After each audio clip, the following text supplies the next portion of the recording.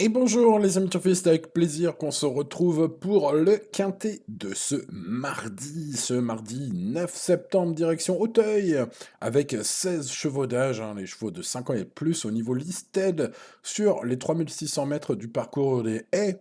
Eh bien écoutez, de retour pour les quintets sur la butte Mortemart, quel plaisir de retrouver quelques chevaux hein, qui sont très très connus, certains d'entre eux en tout cas très connus à ce niveau, de forme plus ou moins sûre. Ah, c'est un peu la période de l'année, là, cette fin de saison, cette partie de saison hein, pour les sauteurs, toujours si importante. Bon, eh bien écoutez, voilà, quelques forces en présence pour la saison aujourd'hui. On étudie tout cela avec un max d'infos, les amis turfistes. Allez, mettez-moi un max de pouces sur la vidéo pour ce mardi, les amis, ça m'aide beaucoup pour le référencement, vous le savez. Merci à ceux qui le mettent, vous êtes les meilleurs. Pensez à vous abonner à cette chaîne aussi si ce n'est pas encore fait. Et let's go pour cette étude. On verra bien sûr avec toutes ces infos lesquelles on va garder en base, en tocard et puis le prono complet.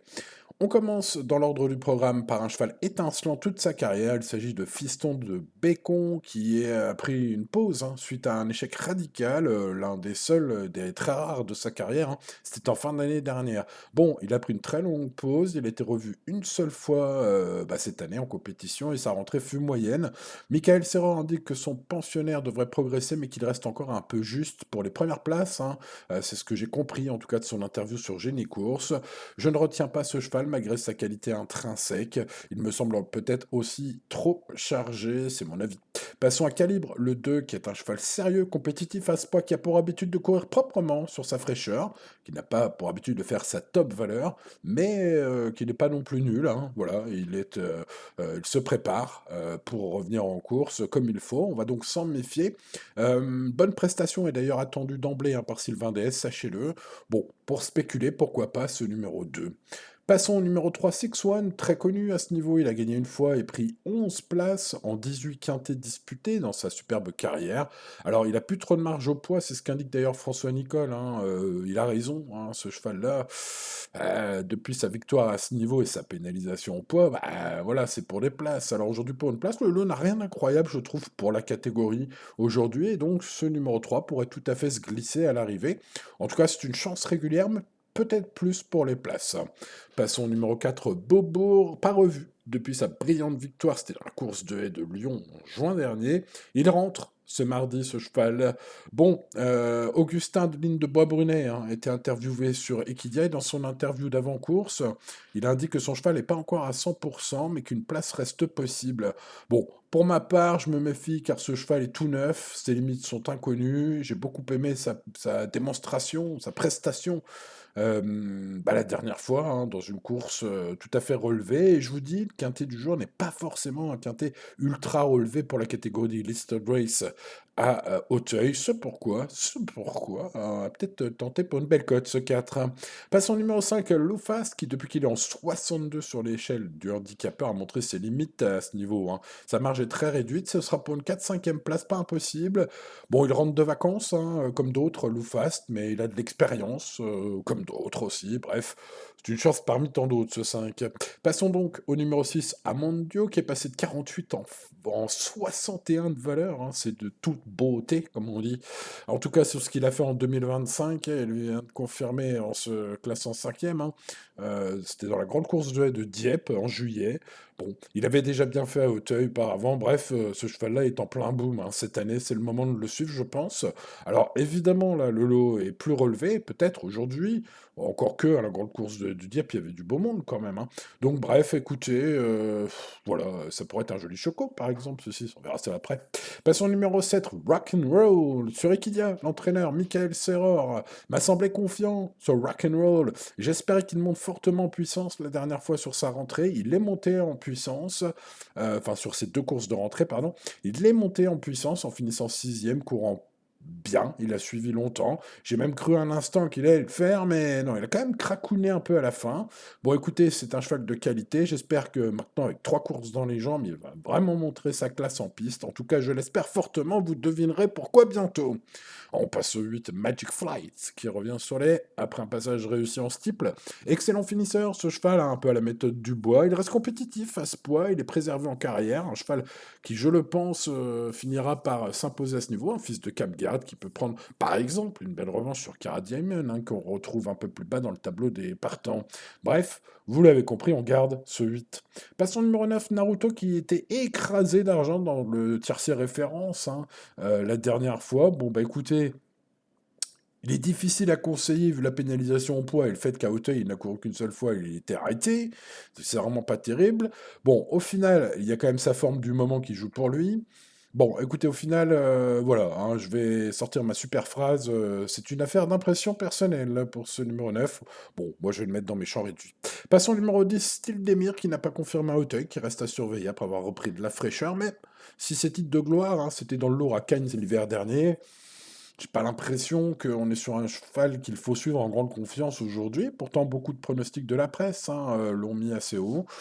Bon, moi je pense que c'est pour une révélation possible, mais pour une révélation seulement, hein, j'ai envie de dire. Donc, bah, est-ce que la cote vaudra ce risque-là? Je ne sais pas. Passons au numéro 11, Never Risk, troisième du quintet de référence, devant Six One à Clairefontaine. Ce cheval progresse, il peut confirmer ses moyens. C'était assez surprenant la dernière fois.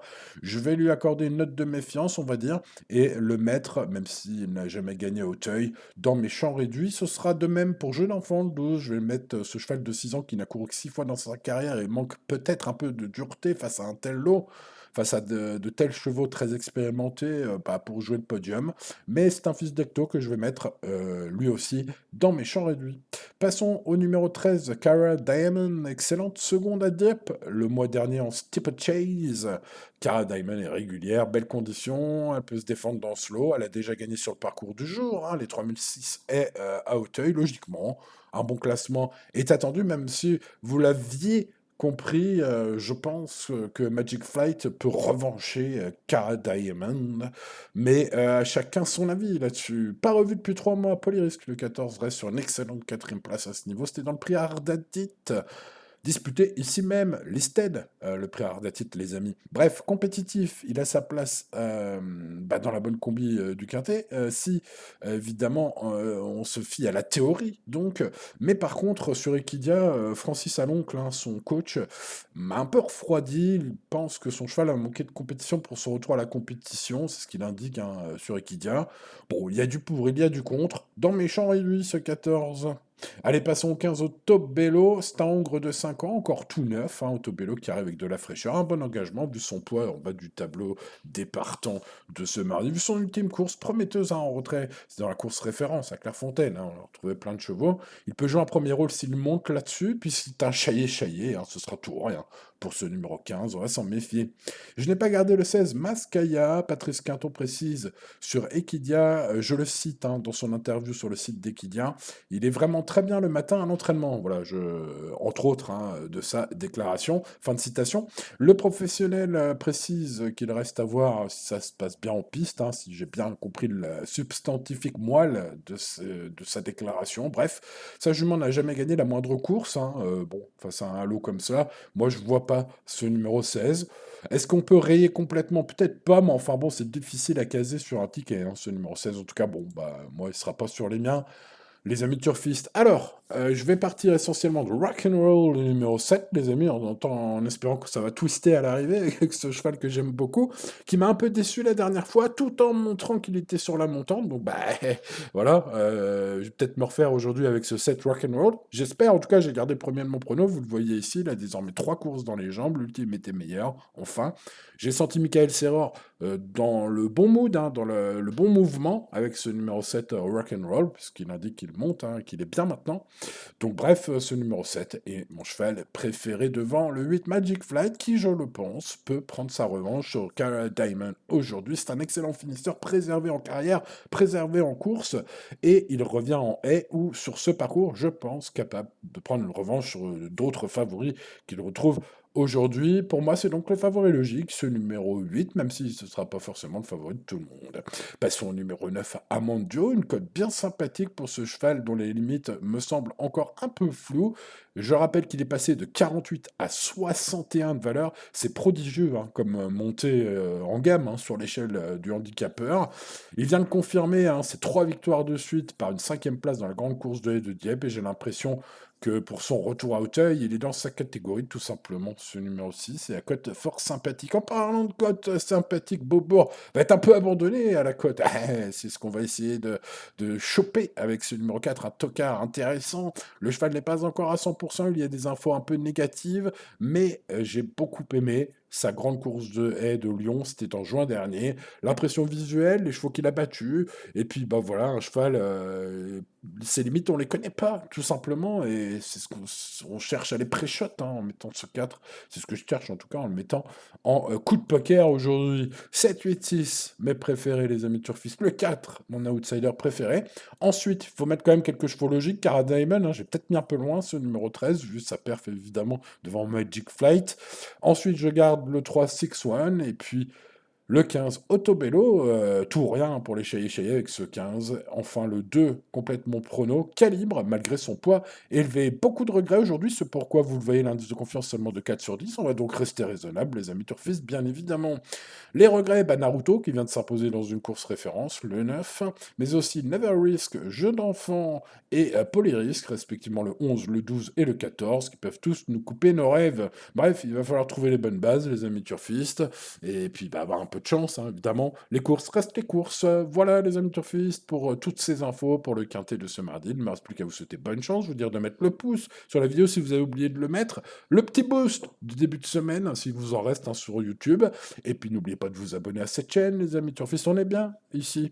Et j'espère que ce mardi, on va avoir un petit peu de chance, il en faudra dans ce quintet plus. Allez, c'était Simon, les amis turfistes, bonne chance à vous et à demain pour de nouvelles aventures. Ciao, ciao.